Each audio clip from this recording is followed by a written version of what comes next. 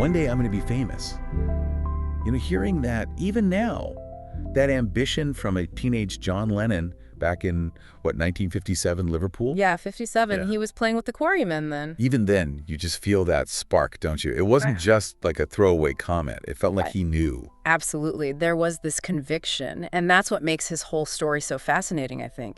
How did that local dream, that raw ambition, actually turn into, well, a global phenomenon? Right. What were the steps? And the key moments that sort of fueled it all. Exactly. And that's what we're going to dive into today. We're taking a really close look at the life of John Lennon. From those Liverpool beginnings, right through Beatlemania, his solo work, that powerful peace message he carried. We've gone through the accounts, tried to pull out the really pivotal stuff. Maybe shed some new light, even on a story many people feel they know. Yeah. And for you listening, think of this as a focused journey with a huge figure. We're not just rattling off dates. No, not at all. We're trying to understand the forces that shaped him, and the legacy he left. Connecting those early dots to the massive impact later on without getting bogged down in every single detail. Okay, so let's go right back. Wartime Liverpool, 1940. Try and picture it. Right. So John Winston Lennon arrives. Britain's deep in the war. His dad, Alf, he worked on ships, so he was often gone. Instant instability, really. Yeah, right from the start. And his mom, Julia, she wanted a different life, away from Alf. And then there's that moment around age 5.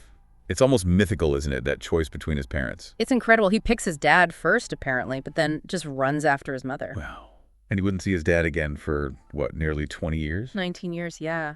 Imagine the impact of that kind of early separation. Must leave a mark, surely. Oh, definitely. That search for stability, for connection, you can almost feel it echoing later in his life, even in his music sometimes. So he ends up living with his Aunt Mimi and her husband George in Walton. He was about 7. Yeah, around 7. And that finally gave him some of that consistency, a nurturing environment he hadn't really had. Mimi and George sound like they are real anchors for him. By all accounts, yes. George reading to him, those walks they took, visiting Strawberry Field. Which turns up later, of course. Exactly.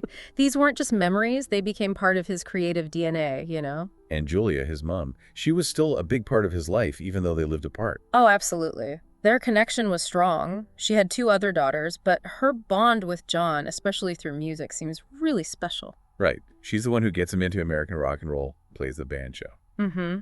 That first harmonica around age 8, learning piano from friends, Julia teaching him banjo chords. It's like his childhood had this constant soundtrack of possibility. He was bright, apparently. Started school well. Yeah, early on. But his eyesight was poor, needed glasses, and he hated wearing them. Got teased. Oh. And that, plus maybe just a lack of interest in school itself, meant his high school performance wasn't great.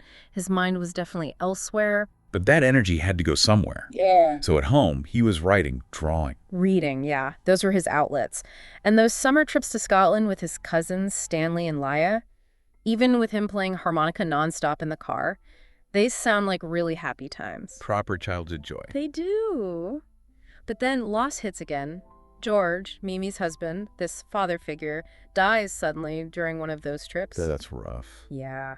And John apparently didn't cry in front of Mimi. Maybe, stiff upper lip culture back then. But it must have hit him hard. And then, 1956, Elvis. Everything changes. Boom. Like a lightning bolt, wasn't it? This raw energy rebellion, a sound that just spoke to a whole generation. I think Julia sees that spark in John. She did. She bought him a guitar. And that summer, the Quarry Men are formed.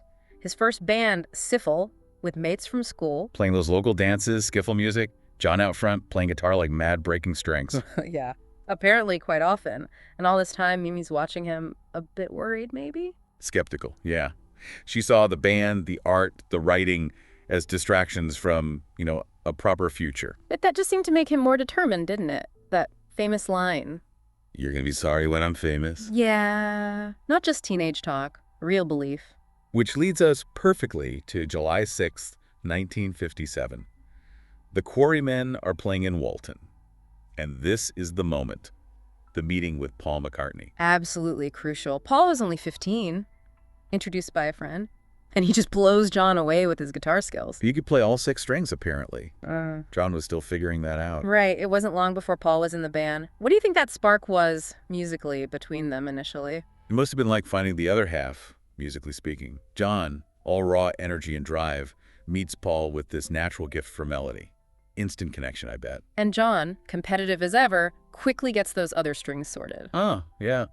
He briefly thought about working on ships, apparently. Yeah, but a teacher helped him get into Liverpool College of Art, though let's be honest, his commitment wasn't exactly total. No, art college seems more like a backdrop for him. Bringing his guitar, dressing like a rocker, skipping classes. His real education was happening elsewhere. In cafes with Paul, talking music, books, listening to Little Richard, Buddy Holly. Learning their songs, figuring out how they work. Exactly, and that's where the songwriting partnership really starts to bloom. John writes, "Hello, Little Girl" in '58. His first proper song. And soon after that, George Harrison joins. Paul knew him. Younger, but already a seriously good guitarist. Impressively so. He just naturally slotted into the Quarry Men. You can picture them, can't you? Practicing at Julia's house, the three of them, finding their sound, Julia loving it. Such a creative time, but then tragedy strikes again. July 1958, Julia dies in a car accident. Devastating for John, just awful. He might not have shown it outwardly to everyone, but the grief must have been immense. He found some support from friends at art college, though. Cynthia Powell, Stuart Sutcliffe. Yes. And Stuart, well, he wasn't maybe the most natural musician, but he became part of that core group. Ends up playing bass more out of friendship, really. So the lineup starts to solidify. John, Paul, George on guitars, Stuart on bass. And the name keeps changing. Quarry Men, Beatles, Silver Beatles. Yeah, trying things out, playing local places like the Casbah Coffee Club. Not much money in it. Then they connect with Alan Williams, ran the Jacaranda Club. Right. He saw something in them. Got them their first tour, though it sounds pretty rough, up in Scotland with Johnny Gentle. Yeah, tough conditions, hardly any pay. Yeah. Stuart's mom had to send money to get them home. Huh. But Williams kept faith. He found them work in Hamburg, Germany. Better money, more professional setup. That's when Pete Best joins as their first proper drummer. And the name finally sticks. The Beatles. Off they go to Hamburg. Though even the journey had its moments. John apparently nicked a harmonica in the Netherlands. Fans later paid for it, bizarrely. Hamburg. Yeah. That's legendary, isn't it? Playing for hours and hours. Non-stop. In these rough clubs, like the Indra, the Kaiserkeller, living conditions weren't great either. Performing alongside other Liverpool bands, meeting Ringo Starr. Yeah, building connections, those late-night breakfasts after playing all night. It was tough. Crowds could be rowdy, throwing stuff. But through it all, they had that belief. One day we're going to be famous. They just kept saying it. Hamburg really forged them, hardened them. So they come back to England, December 1960. Stuart stays in Hamburg. And Liverpool doesn't immediately go wild for them. Not straight away, no. But then they play a local gig and something clicks. The audience reaction is just different, louder, more intense. People realize something had changed. Exactly. That Hamburg crucible had transformed their sound. It wasn't just skiffle or basic rock and roll anymore. It was something new, exciting. And suddenly the Liverpool clubs are buzzing for them. April '61, they're selling out, then back to Hamburg again for 4 months. Did some recording there with Tony Sheridan. Right. Then November '61, the Cavern Club. That place sounds intense. Hot, dark, smoky, incredibly loud. Became their home turf, really. And that's where Brian Epstein sees them. Another huge moment. Epstein runs a local record shop, no experience managing bands. What did he see in them, do you think? Standing out in that chaos. Yeah, it must have been that raw talent, maybe. Mixed with a certain kind of charisma, even if it wasn't polished yet. He saw the potential through the noise. Started going to all their cavern gigs, then offers to manage them. And his influence is immediate, isn't it? The image change. The haircuts, the suits, he made them look distinct, professional. He got the importance of presentation. But getting a record deal? That was tough. Loads of rejections. Famously Decca Records after that audition on New Year's Day '62. Unbelievable in hindsight, being told guitar groups were finished. Crazy. But they kept going. August '62, Ringo Starr replaces Pete Best. Finally, the classic lineup. And John marries Cynthia that same month. Though married life must have been tough with their schedule. Relentless. Playing constantly at the Cavern. But the buzz around Liverpool music Merseybeat was getting louder. Journalists from Europe, America starting to notice. And Epstein, bless him, just kept pushing. Finally lands a deal with Parlophone EMI. October '62. Love Me Do. It's the number 17 in the charts. That must have felt huge. Oh, yeah. The first real taste, validation, but the real explosion. That was February '63. Please Please Me, John's song. Goes to number 1. And the album, recorded in one day. One incredible day, 14 songs, 10 hours straight. John was apparently ill with a cold, but his vocals are amazing. Yeah. Just raw energy. And 1963 just takes off. 3 more number ones that year. Then October, first London show, TV debut. 15 million people watching. And that's it. Beatlemania hits Britain hard. Unprecedented fan reaction. Screaming, crowd stopping traffic.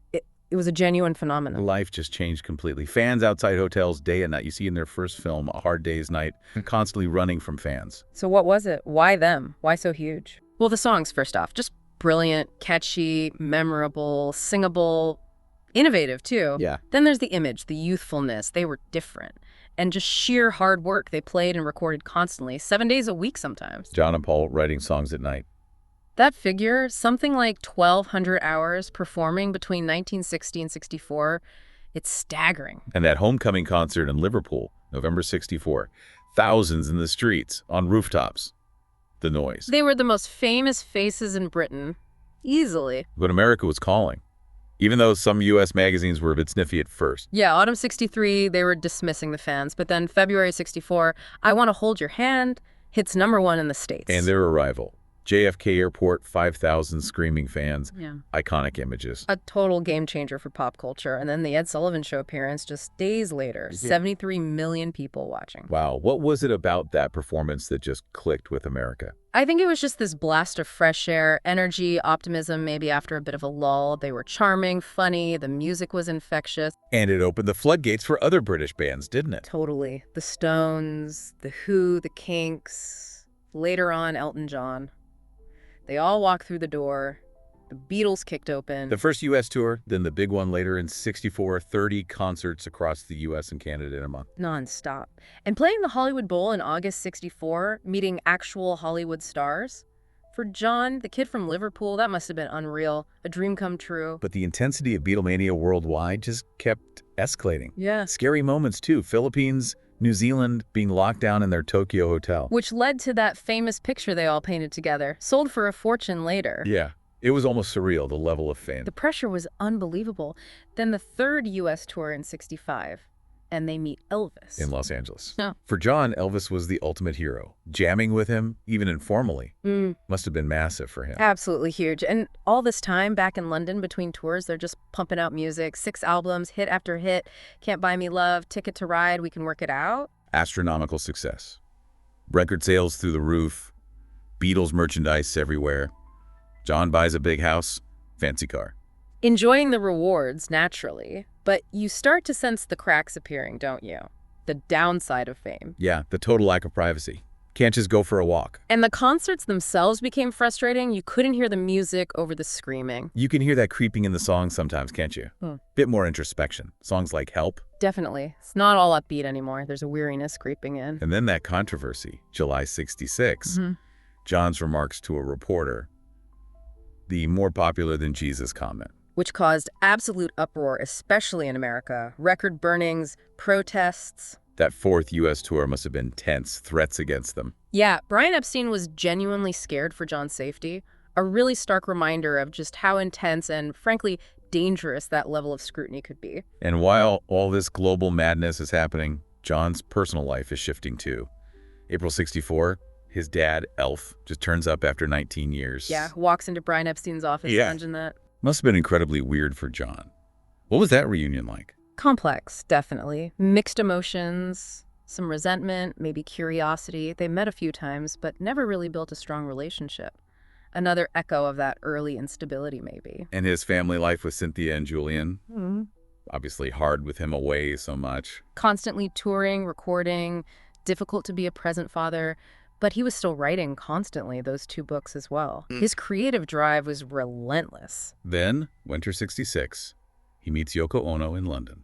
A massive turning point, an immediate, intense connection, shared artistic interests, despite the age gap. And that connection leads to the end of his marriage with Cynthia. He and Yoko become this very public, inseparable couple. Artistic collaborators, too. Yoko starts coming to the recording studio, which must have changed the dynamic with the others. Yeah, you'd imagine so. It definitely signaled a shift in John's focus. They get married in Gibraltar, March 69. Very public. The name changes, too. Yoko Ono Lennon, John Ono Lennon. Buying Tittenhurst Park, that White House, the gardens, the studio, seemed like a new chapter. And there were still family times, John Lennon visiting, Yoko's daughter Kyoko, even a family holiday to Scotland. Yeah, apparently John had fond memories of that trip, connecting back to his childhood visits. But professionally, the pressures of Beatlemania had already led to a big decision. August '66, Candlestick Park, San Francisco, their last proper concert. That was it for live shows. They were exhausted by it, couldn't hear themselves play, decided to become purely a studio band. And then, just a year later, Brian Epstein dies, age 32. A huge, huge blow. Professionally, personally. He was their anchor, their friend, the one who got it all started. Managing themselves after that proved difficult, didn't it? The whole Apple venture lost money. Yeah, tensions within the band were growing anyway, and losing Brian just exacerbated things. Which leads to January 1969, that last performance together, the rooftop concert. Iconic for the Let It Be film, just suddenly appearing on the roof in London, people stopping in the street, looking out of office windows. Confusion, excitement, then the police show up because of the noise. Yeah. A perfectly chaotic, brilliant final bow, really. Because by 1970, it was officially over. The Beatles broke up. It felt inevitable by then, I think. Creative differences, wanting to go their own ways musically. He'd grown apart. Yeah, all four released solo albums that year. The end of an era. They never played together again. So John's solo career begins. 8 albums, mostly made after moving to the U.S. The songwriting changes, doesn't it? More personal, often political. Very much so. Themes of his own life, world issues, sometimes quite raw and sad.